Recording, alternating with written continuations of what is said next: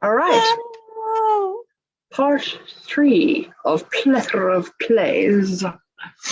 Brief 15. Basically, you could use a vocabulary of 30 words for your dialogue.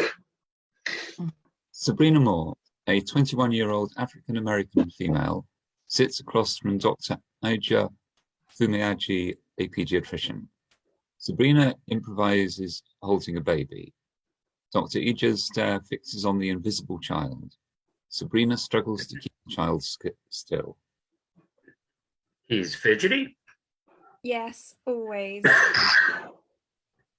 Look at him. He'll turn away. Autism. Sabrina wraps her arm around the child. Oh God, no. Lights dim, lights up. In choreographed movements, Sabrina moves around the area as she chases after a shadow. The shadow aimlessly moves around the area. Next time she gets close to the shadow, every time she gets close to the shadow, moves away. Sometimes it is still. She stoops, opens her arms as if welcoming the shadow to come to her. Then the shadow swiftly moves away. Despondent and tired, she drops to the floor. The shadow stops moving, moves towards her, resting itself in her lap. Light dims, lights up. Sabrina once again is in the office of Dr. Ija. She sits across from the doctor. Again, she improvises holding an older child on her knees. Jaden's birthday today. She holds up 5 fingers in front of the invisible child's face. Jaden, say 5. Still no words. Lights dim, lights up. Sabrina is walking. The shadow bounces around next to her. At the store. The shadow bounces excitedly. Target. Sabrina drops to her knees, wraps her arms around the shadow. Yes, baby. Target. She weeps. Fades black.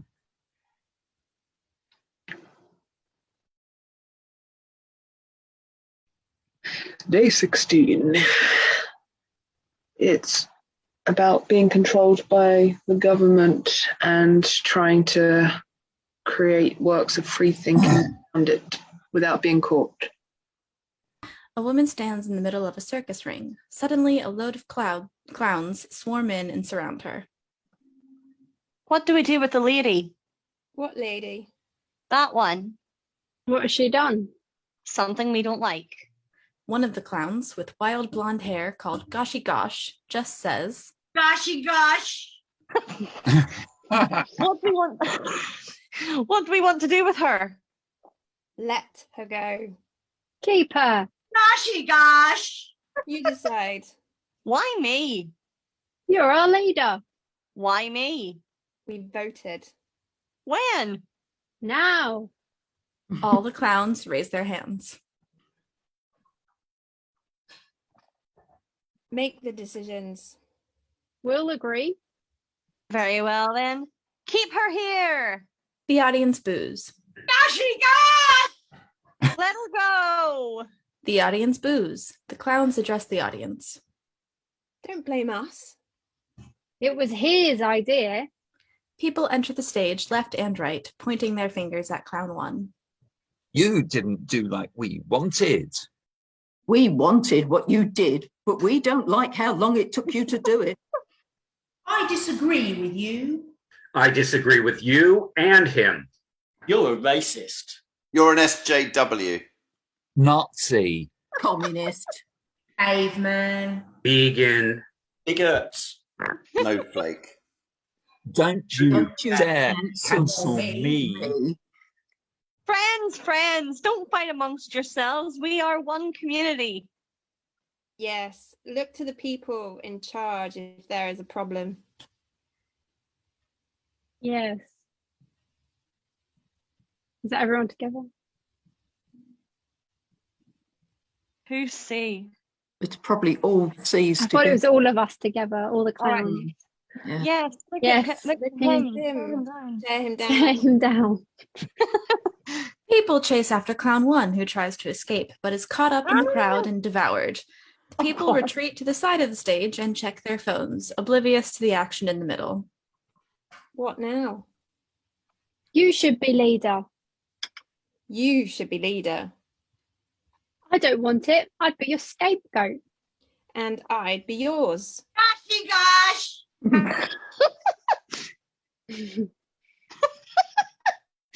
Clowns 1 and 2 turn to Goshy Gosh. You be leader. Yes, you. I'd vote for you. Goshy gosh. Goshy Gosh is leader now. And we have a few thoughts about how he's been running things. Goshy gosh. The other clowns, not 2 and 3, start to close in. We think he's ineffectual. We think he's a buffoon. I wanted the leader to be him. I wanted the leader to be her. Goshy gosh. What? No, we never said that. Goshy gosh. What? Ridiculous. You can't. Suddenly, Goshy Gosh looks sinister and smart. Goshy gosh. The Parliament of Clowns swarms on Clown 2 and Clown 3, devouring them. The people look up from their phones. They have clown faces on. They give a thumbs up with blue-gloved hands. Chiming bells sound for all the likes. The stage is cleared of the bodies and Goshy Gosh stands central. A clown brings him a custard pie and he takes it, smacking it into his own face. He stands looking at the audience idiotically. Goshy gosh. Goshy gosh. Goshy gosh. In the audience, clowns stand up and applaud. At the side, the people and the Parliament of Clowns applaud. The dead bodies applaud.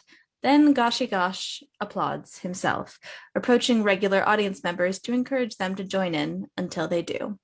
Blackout.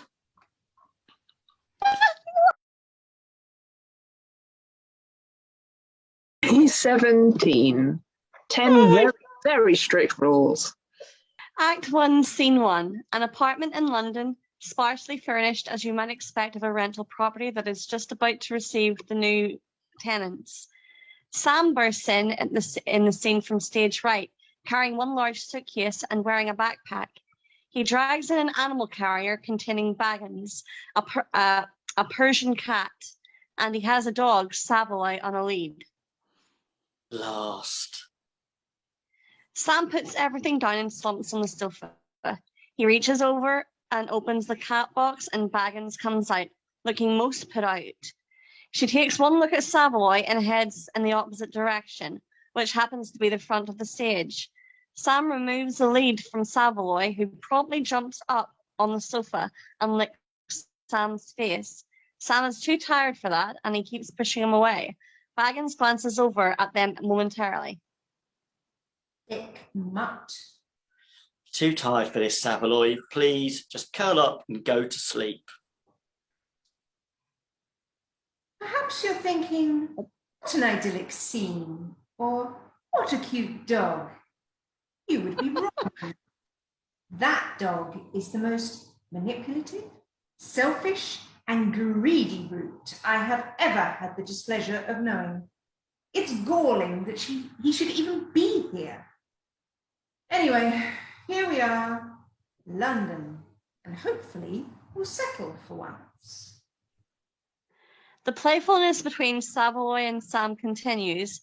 Baggins shakes her head throughout. Sam gets up, opens his backpack and pulls out a Savoy in a paper bag. Savoy is going wild, jumping up and trying to grab it. Sam pulls it from the bag, holds it high, and then, with a smile, offers it to Savoy. Eat this.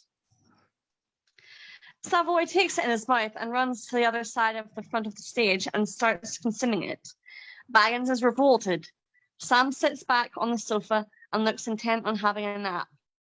He leans back and closes his eyes. So, no medals for guessing how he got his name. He lives on the disgusting things.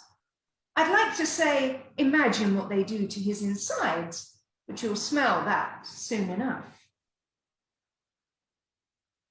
Baggins looks back at Sam and then towards the audience.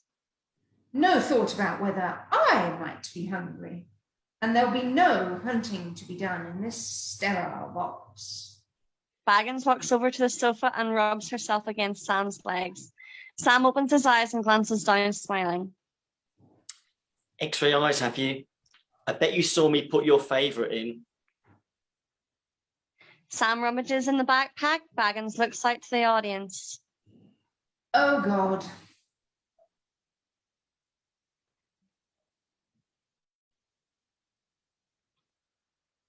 Sam pulls out a clear plastic bag with cooked pork choy inside. He opens it and proceeds to squeeze it out onto the floor. Baggins looks at it, sniffs it, and wanders back towards the front of the stage. Don't you want it? Sam looks over at Baggins, who doesn't look at him. I know what you want. I have that too.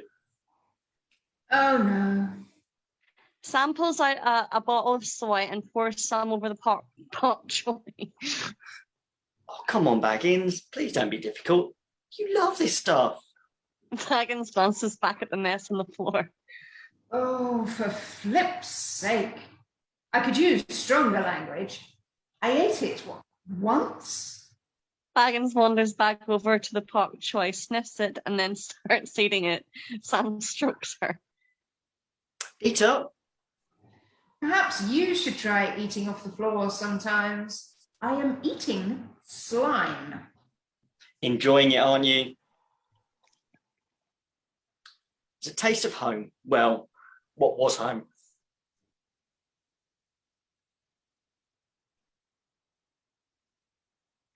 Easily the worst meal I've... Baggins attempts... Yeah. Go for it. Oh, sorry. No worries. It's all right. Baggins attempts to eat more, but is struggling.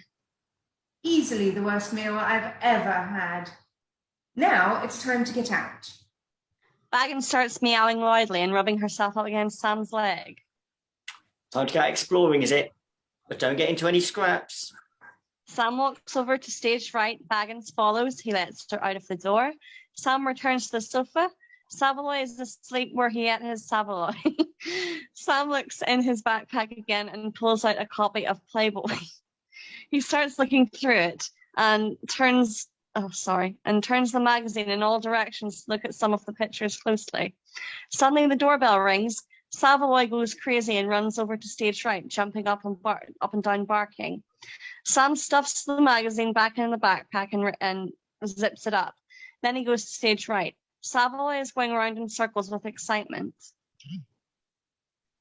Saveloy, my darling, it's Mummy. I'm here. Sam, are you going to open the door?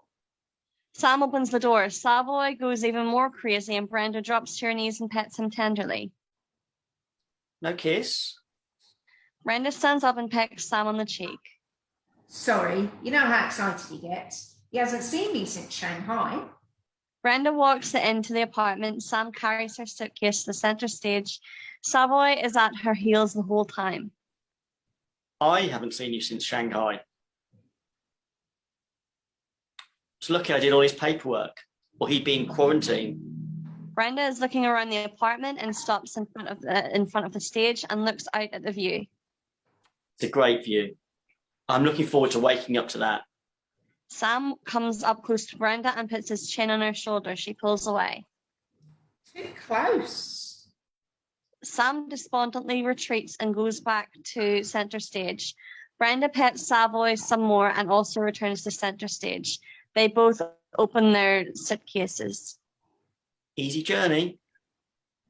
You really do ask such banal questions. Can't you just get on with? How charming. God. They both rummage in their cases. Brenda gets hold of a toy. Shit. That looks a bit broken. What is it exactly? Brenda brings it out of the case and examines it. Was it an antique? Elementary, Watson. Not fixable. Entirely fixable, but a bit upsetting nevertheless. They treat the baggage like shit. Too true. Everything you say irritates me. I know that upsets you, but it does. Sam stands up. Brenda carefully places the broken toy next to her case and continues rummaging. Sam grabs his backpack again. Savoy! Savoy! Savoy goes wild, jumping up at Sam. You'll kill him if you keep giving them to him. Do you hear? Sam pulls out another Savoy and offers it to Savoy. Scene 2. A pavement outside an apartment complex. Savoy is on a lead that is tied to a post. Baggins is in her cat box, which is facing the audience. She can be seen clearly through the bars. Sam is looking up the road, waiting for their taxi to arrive. Lim, the lover of Sam's father, Jim, is texting on his mobile phone. Right, he's on his way. I hope he makes it before you leave. Sam looks at his watch. 8 minutes. So I'd better go in and tell your grandma to come out now? Sam nods. Lim disappears stage left. What a send-off. Most of them couldn't be bothered to be here. I feel sad for Sam. This might be the last time he sees his dad. His dad's sick, and Brenda was supposed to be collecting him from the hospital and bringing him to say goodbye. It's a sad day for me too. Little does Sam know, but I have actually been living in 2 apartments for the last year. I got much better food at Rex's house. Neither of them had a clue. Rex will be shocked when I don't turn up this morning. I spent my daytimes there. I won't miss his harmonica though. Oh, what a racket. Oh, I can hear Grandma approaching. Wait for it. Sam embraces Grandma as she enters from stage left. Thanks, Grandma. All I can say, my son, you must run away. The day's begun. Adieu, farewell, and run. And don't look back. Kiss me. Grandma kisses him tenderly on the cheek. Savoy starts barking. Egregious dog. Sam lets Savoy off the lead. Go for a quick run, but please come back when I call you. Savoy excitedly runs off stage right. Useless mongrel Brenda indeed does own. I am most sad to see the cat depart. Grandma goes to the cat cage and looks in. Farewell, my love, until we meet again. I'll think of you and send kisses each day. Baggins meows and then Grandma straightens up. You really don't have to. Your kisses from afar will be better than being smothered by you in person. By the way, you might have noticed the odd way Grandma doth speak. Every night Baggins curled up on your lap. She will miss you, Grandma. Adieu, adieu. Sam hugs Grandma again, then she staggers off stage left. Unusual, isn't it? Taught English by a professor obsessed with the bard. Rex, a man unknown to Sam, enters from stage right. He is carrying an antique toy, the unbroken version of the toy we saw in scene 1. He hovers and looks awkward. Do you know Brenda? She told me to meet her. Is it Sam? My God. Do I know you? Brenda is my girl fiance. Why are you meeting? Good question. Nothing serious. I've lost my cat. She said she'd help me to search. Help me? Evidently she's late. Maybe too late. She's supposed to be bringing my father to say goodbye. I leave for the UK today. Oh shit, here's the taxi. Savoy, Savoy. You want some help loading up? I can carry the cat. Shall I? I think I'll be okay. I've got to carry everything at the airport. Thank God. Do you think you can tell her we've had to go on to the airport? There is so much paperwork with the animals. Savoy, I must get going. Nice meeting you. Sam picks up his suitcase backpack and drags the cat box off to stage right. Rex tries to get a look at the cat in the box. Baggins hides her face. Unusual cat. She's hiding. Sam puts the cat box down and he too looks in. Baggins is completely hiding herself. Sam and Rex stare at her for an inordinately long time. It is a strange and awkward period of time. Finally, Sam picks up the box again and exits stage right. No problem about the message. Sorry you've missed your... Rex stands awkwardly waiting. Lim reappears from stage left. He runs on and sees that Sam has left. Really, Brenda? Are you waiting for Brenda too? She asked me to meet her here. Every time. Every time you meet her here? Is that what you meant by that? The thing is, Jim is very sick. This might be too much for him to have missed Sam. The love he has for him. I hope she has a good reason. They both look off to stage right. Now they're here. There must be a good reason. She's kind. She's helping. God. Brenda! Brenda enters from stage right, pushing Jim in a wheelchair. All right, I'm sorry. I just got caught up. It was a nightmare. Every occasion. Jim is crying. No, no. Oh my God, I'm sorry, Jim. You saw how much I was rushing. Go to the airport? I know it's a long way. Worth a try? You think of no one but yourself. Just this once. Couldn't you have... Easy, Tiger. Right, Jim, we're going to try going to the airport, all right? Thank you. Us too? Okay, yeah. They all rush off stage right. Act 2, Scene 1, an arts festival in Troy, New York. Rex and Brenda are sitting on a bench having a picnic. Brenda is holding a map of Troy. She points to something on the map. Here is a place I want to see. The building where some of An Age of Innocence was filmed. Can we go there after your performance this afternoon? Would you mind? Do you really think I'd mind after what you have done for me? Every time I think of all that happened last year, I really shudder. Really? Why? You surely must know it was a mess. I'm not proud of it. Think how unhappy you and Sam both were, though. He wasn't exactly angelic. Clearly not. The thing is, life is all about complicated choices, and life is short. That's true. Everything has worked out how it was meant to, especially about my cat. They both laugh. Rex then gets his harmonica and starts playing a little tune. That's perfect. You have a little practice. I'm off to find the bathroom. Rex nods and carries on playing. Brenda exits stage right. After a few seconds, Sam enters from stage left. He wanders in and heads for the front of the stage. Music? Is that what that is? I hope I get a good seat, though. I hope he spots me mid-performance. Or perhaps she'll see me. They've no idea I'm near. Sam wanders off stage left. After a few seconds, Brenda walks back in. Really odd sensation then. Rex stops playing. Like someone walking over my grave. I feel uneasy. You're just being paranoid. It's not surprising after everything that has happened. Do you think so?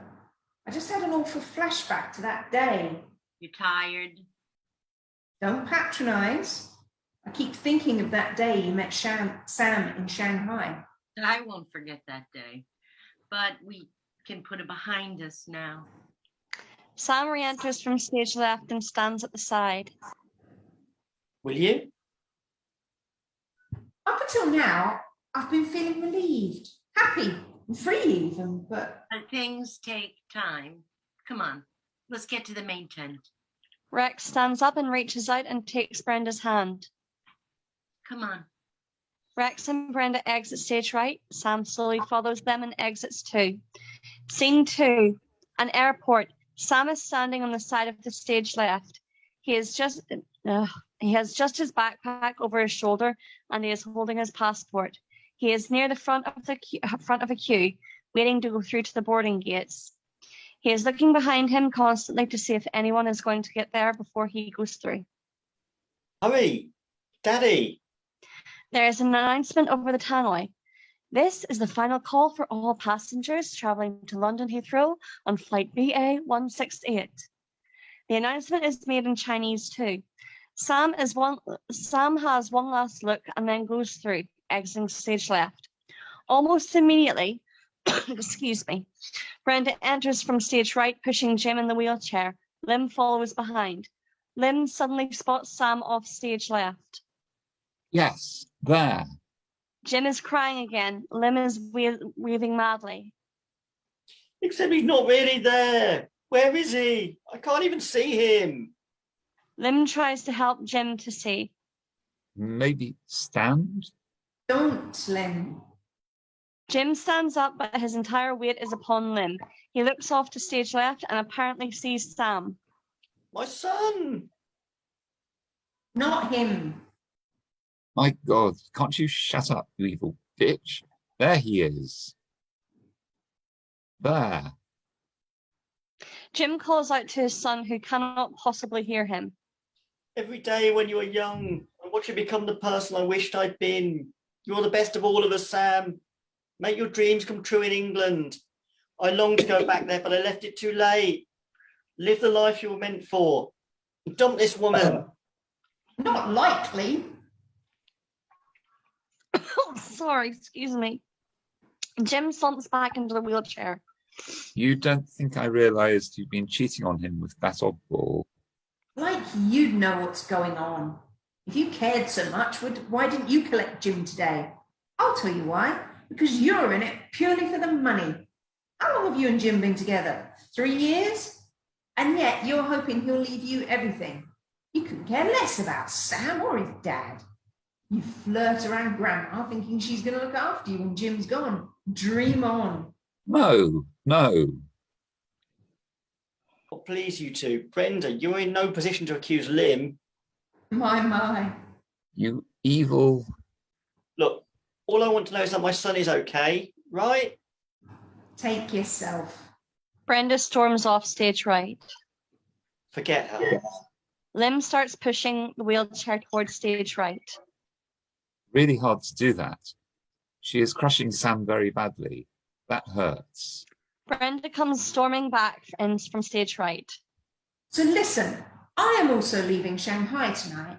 I will arrive very soon after Sam. I know you really wanted to see him before you left, and I tried hard to get you there on time. I have also had to pack up my whole life. I'm leaving behind the man I love. I know you wouldn't agree with it, and I know it's going to hurt Sam at some point, but life is not straightforward. And don't you lecture me. You left Sam's mum for, well, who knows who you left her for, but you're in no position to accuse me of anything. I will take you back, but let this be the end of the discussion. Nice try. Yes, okay. We'll leave it now. Just try to get it all sorted. Act 3, Scene 1. A holiday cottage in Scotland. Savoy is in a basket sleeping. Baggins is sitting at the front of the stage looking incredibly proud. Do you know where we are? We're just outside Edinburgh. A family holiday. Sam enters from stage right. He walks over and pats Savoy, who whimpers contentedly. Sam looks over at Baggins. You okay? Baggins meows and rolls her eyes. She keeps her back to Sam. Keeps checking on me, though. Who knows what's afoot? Baggins walks over to Savoy's bed and stares at him. You watch it too. Sam bends down and strokes Baggins affectionately. Oh, so nice to see you both get on now. I love it. Baggins wanders over to stage right and meows. Savoy looks up, half asleep, and then returns to sleep. Sam realizes what is required and opens the door to let her out. Baggins exits. Suddenly, Savoy jumps to life and runs over to Sam and jumps up. Okay, let's all go out for a walk. He grabs a coat and puts a lead on Savoy. Oh, that's your line. That's a line there that should be spoken. Oh, we mustn't be long. Your mummy will be back soon. They exit stage right with Savoy virtually dragging Sam out the door. The stage is empty for a few seconds, then Brenda sheepishly enters from stage right. She looks around and then turns back to Rex. Oh, whoops. Rex, who is behind her in the doorway. Keep quiet. Thought you said we were going to have a showdown. When is that? Tonight, I thought, but I'm just coming up with a better idea. About when? No, I want to take the dog and go. Maybe forget the argument. Too easy. You're right. It does feel like cheating, but it might just be better. Right then. Now, I'm just going to walk down the road and see if I can see where he is. You just wait here. Is that okay? I won't be long at all. Rex sits down on a chair. Brenda exits stage right. Rex gets up and starts wandering around. Suddenly he hears a meow. He goes to stage right and lets Baggins in. Baggins looks horrified. Look who the cat dragged in. No, that doesn't fit this situation at all. Rex cannot believe his eyes. Lucky? Lucky? You never did know my name. They both circle each other, Rex trying to be sure it really is his long-lost cat. Oh, what the hell? Baggins rubs up against his legs. Yes, it's me. Rex is clearly ecstatic. He bends down and takes Baggins in his arms. Every day I have thought of you, my darling. You really are lucky. You're just really stupid. So is Brenda. She even saw me in your apartment in Shanghai and never twigged. Oh well, this is going to be a whole new tangled web. Beautiful Lucky. You really do need to learn my name if we're going to be together. Scene 2. A plain apartment. There is a coffin in the middle of the stage and there is a buffet table nearby with food set up for a wake. Savoy is sitting at the front of the stage left. Rather sadness. Sam's dad finally died, and the only reunion they had was his dad's body being flown over for the funeral. He was born in Yorkshire, it turned out, and that's where we are, for him to be buried. But good is going to come out of it. He gave very clear instructions for a reconciliation. We only got back from New York last week. Sam kidnapped us this time. While Rex was playing his harmonica, Sam swooped in and took both me and Baggins, or Lucky, depends who you ask. Oh well, here they all come. Lady Muck herself leading the way. Baggins enters from stage right and heads to the front of the stage right. She glances over to Savoy and then looks away with disdain. She hates to admit it, but I think we're actually quite fond of each other. Really? Sam walks in and looks at the coffin. The rest of this scene involves all three actors speaking very quickly to great comedic effect. Comic effect. Apologies. Hi, Dad. Dad's dead. Yeah, Dad. Did you know, Dad, how much I loved you? I really loved you. You loved? Daddy dear. Really loved. Baggins and Savoy will keep standing up and becoming Brenda and Rex, and then sitting down again to be Baggins and Savoy. Sam is sadly weeping over the coffin throughout, with his back to the audience, and he turns around and looks up for each of his lines. Dear Daddy. You really loved your father. He was a good man, it turned out. Truth is, he was the best of all of us. He was. So good.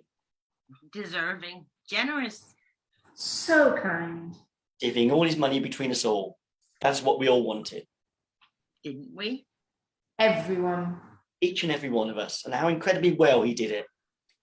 This enormous house divided into 4. Grandma has one part, as does Lim. My darling Brenda and I have part. A whole wing, in fact. The king share is mine, but no one seems to mind. Not our lad. Do you know why it works? Because each must keep to their part, and only 2 may pass wheresoever they please. The masters of the plan are none other than Lucky. You twit. That's Baggins. Say Baggins. Say Savoy.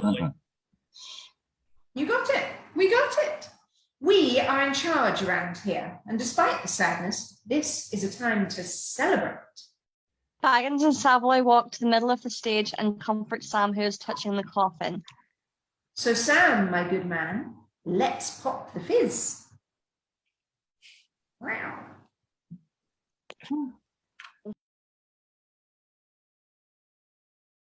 Brief 18 was to write the shortest play as possible. Lights up. Alex stands centre stage holding a book, ready to give a monologue.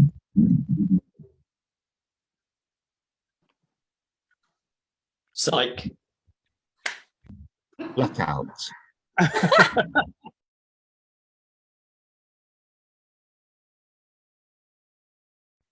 Phil stands on a precariously placed chair which stands on a table. Finishes placing the last marble in a jar on a very high shelf. He slowly and steadily climbs down and takes the chair and places it on the floor. As he turns around, the shelf breaks, the jar falls, and all the marbles smash and spin around the stage. Shit.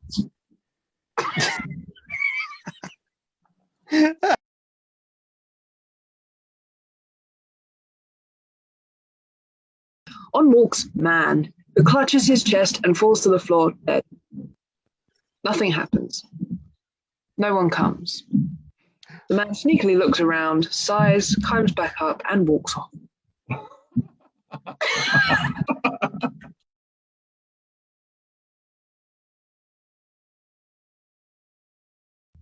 I've had a lovely evening. I'd like to see you again. I'm thinking just as friends. With benefits? Oh, I don't think so.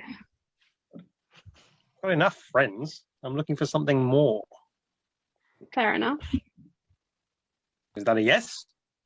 No, it's a no. Fair enough.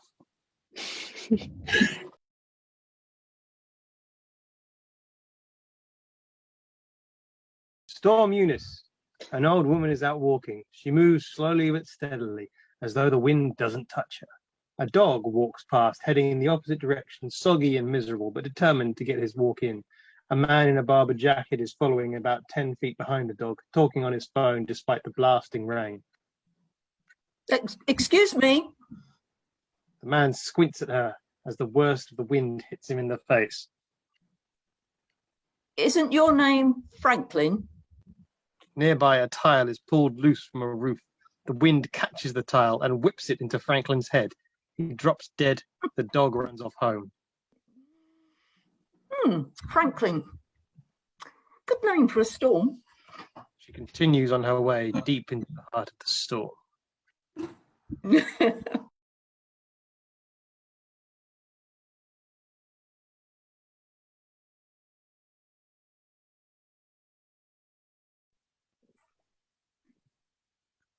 Sorry I'm late, babe. It's fine. Work was so busy. This food is... It was hot. You couldn't microwave it? Can't you? Yes, I suppose so. Which goes to the microwave. Toto runs up to her and starts pulling on her leg. Stupid dog. Dot, can't you keep your dog under control? Dot does nothing. Where's the pepper?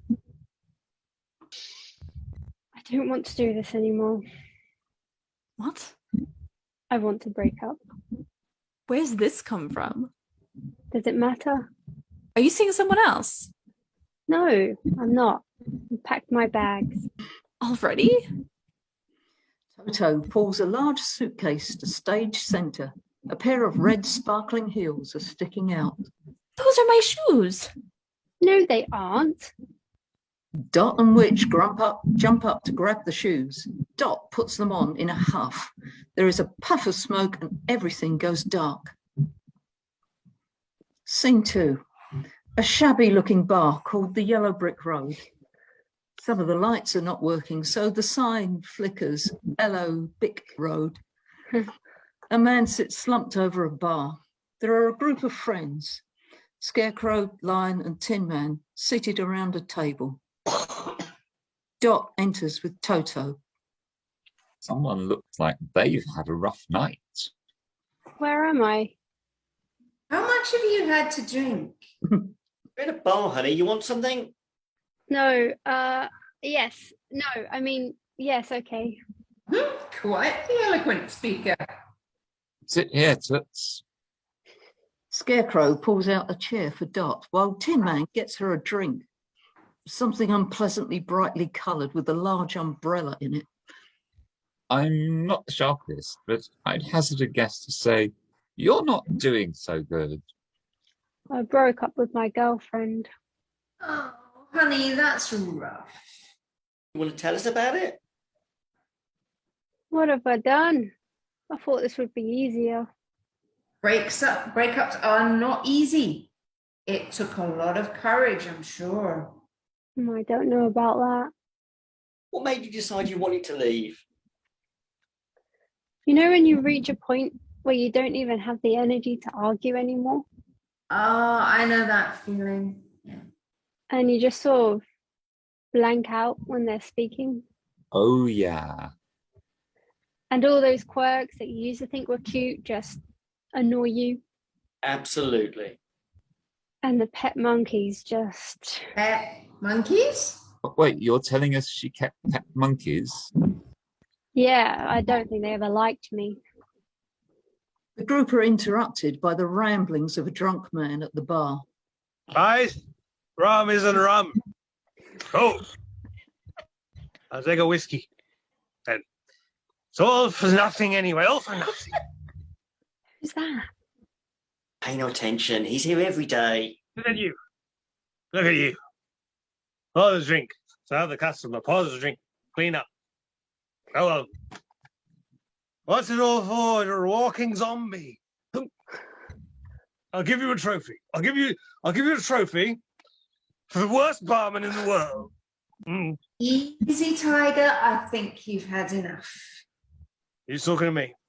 No one wants to fight here. That's all I'm saying. No one wants to fight. No one wants to fight. Well, they should. They should want to fight for their life.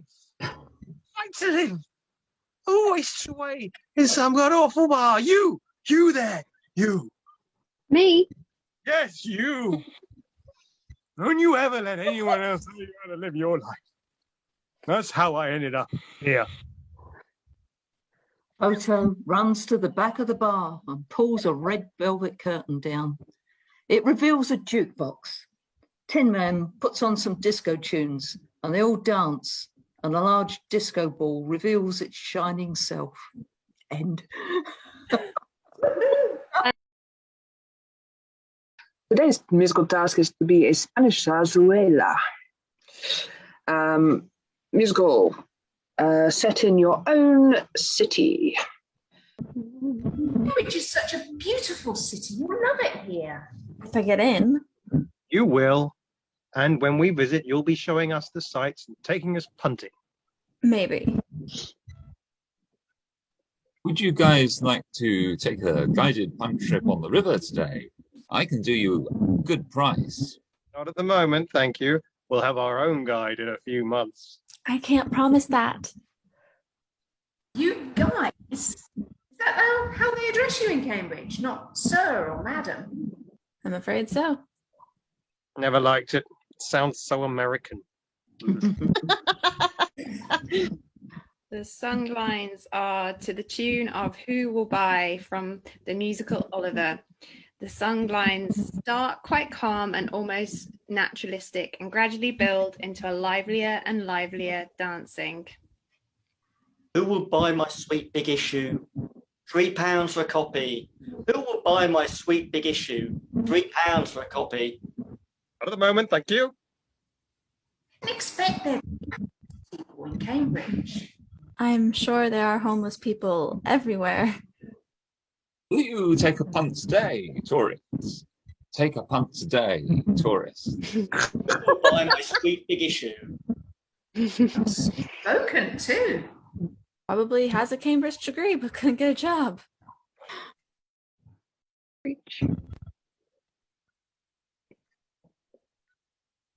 Surely not. A PhD even. I've heard it happens. Only if they drink and drugs. Don't you go and do that. Oh, yeah, after all the money we've spent on your education. Of course I won't. Of course you won't. Take a punt today, tourists. £3 for a copy. But I can't guarantee I'll be able to get a job at the end of it all. Of course you will. If I even get in. Of course you will. Not necessarily. Don't be so negative. I'm just being realistic. Look out! Make way for the bike. Make way for the bike. Good grief. Watch where you're going, fellow. Second cyclist comes the other way.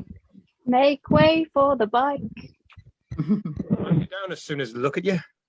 You do seem to be in a bit of a hurry. Take a punt today, tourists. Buy my sweet big issue. I hope I can think of some good questions to ask in the interview. Better ask what percentage of graduates get a good job at the end of it. BAs to earn, and PhDs to earn, MAs to earn, all degrees to earn. Who will buy? As Look out. the cyclist approaches. Look out. Good grief, a whole gang of them. Clear the Go way. away. I don't think I can get used to these crazy cyclists. Sheer recklessness. Don't you turn into one of them, will you, if you come here? If I come here. I hope I can. Or get yourself run over by them and end up in hospital. I'll be careful. Who will buy? Who will buy? Who will buy this wonderful city, such a sight you never did see? It is amazing here. I really hope I do get in. That's the ticket. Who will buy my sweet big issue? Who will tie a scroll with a ribbon and present it on the stage for me? Make way for the bike. Rattle around like that, dragging their children behind them in a glorified wheelbarrow. So dangerous. I will live here at my leisure, unless my plans go wrong. I long to keep it as a treasure, to last my whole life long. Take a punt today. Who will buy this this wonderful wonderful feeling? feeling? I'm so high, I swear I could fly. Degrees to earn. I think I really do want this life. Make way for the bike. Good grief. Are you sure? Seems to be a very dangerous city. Perhaps you'd be better off in Durham. I've heard it's very nice. Shakespeare country. A bit more civilized. Or Bath has a good reputation. Me, oh my, I so long to have it. So what am I to do to keep the sky so blue? There must be some way I can buy. Who will buy? Who will buy? Who will buy? This one. Buy. Such a sight you never did see. Who will tie a scroll with a ribbon and present it on stage for me? There'll always be a day so sunny. It happens more than twice. Where's that man with all the money? It's cheap at half the price. Who Will buy. Will buy. This wonderful feeling. I could Buy. Me, oh my, I don't want to lose it. So what am I to do to keep the sky so blue? There must be someone who will buy. Must be someone. Look out. Must be someone. Oh, Must be someone who will buy. I'm ready to smash that interview, and then I'm going to ace those exams, and then I'm going to come and live and study and have the most amazing life in wonderful Cambridge. Are you sure? 100%. maybe we should just look at other options first. No way.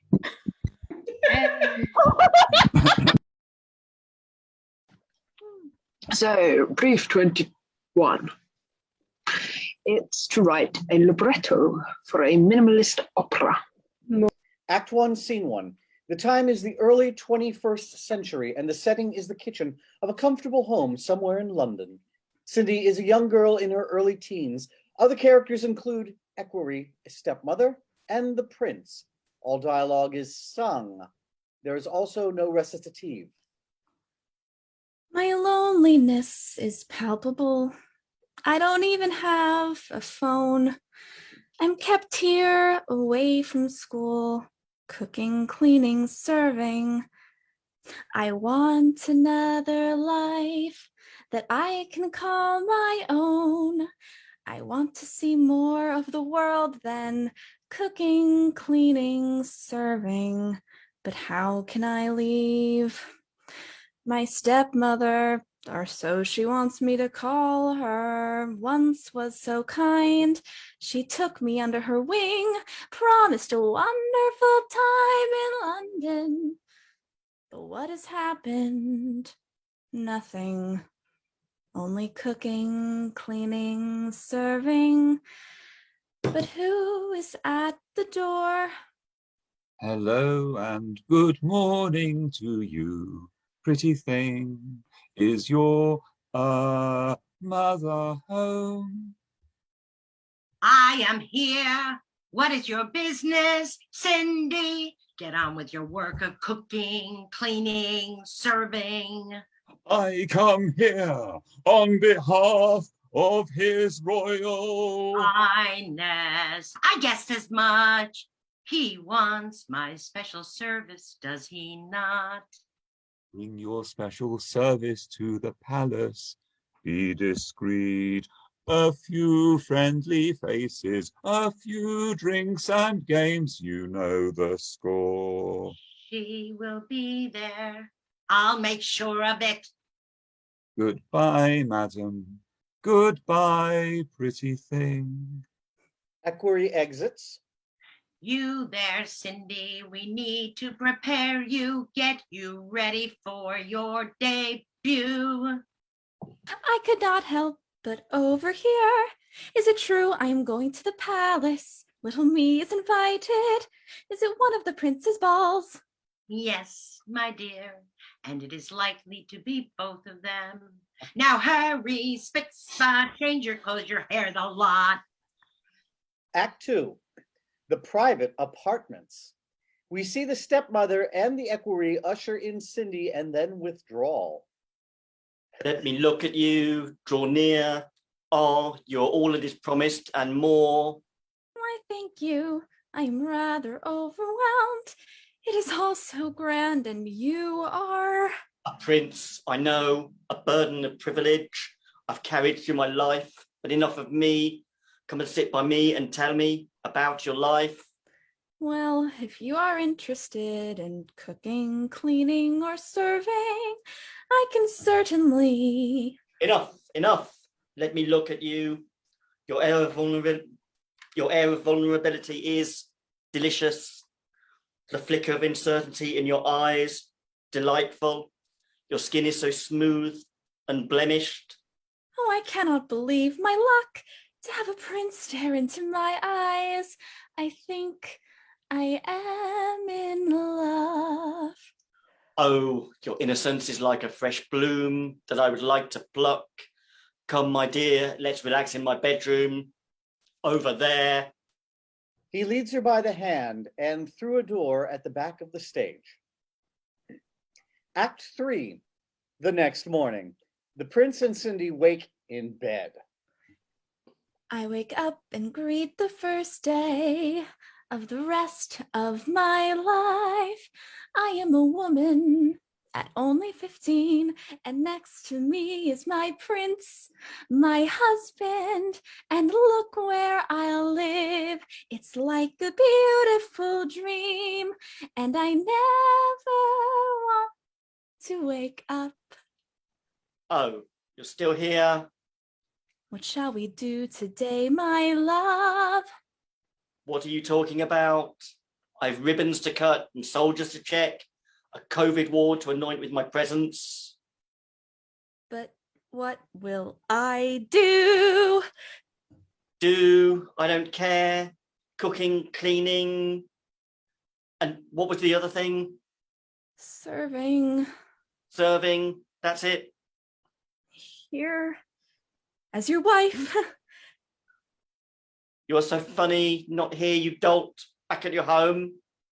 We're not getting married after what we did last night. You have to be kidding. I'm a prince. You're a kitchen maid. Ridiculous. But wait. He gets up and goes to the bathroom. Aren't we getting married then? You're funny. Don't you know anything? I'm married already. Let yourself out. Oh, the pain. To have my life mocked and my dreams wrecked. He used me, abused me, and he will not escape. I will bring him down. It might take years, but I will make it happen. Beware the angry girl. Our voices will be heard, and we will have our revenge, and it will be sweet. As the lights fade, a series of newspaper headlines about Epstein and Prince Andrew flash up. Blackout. And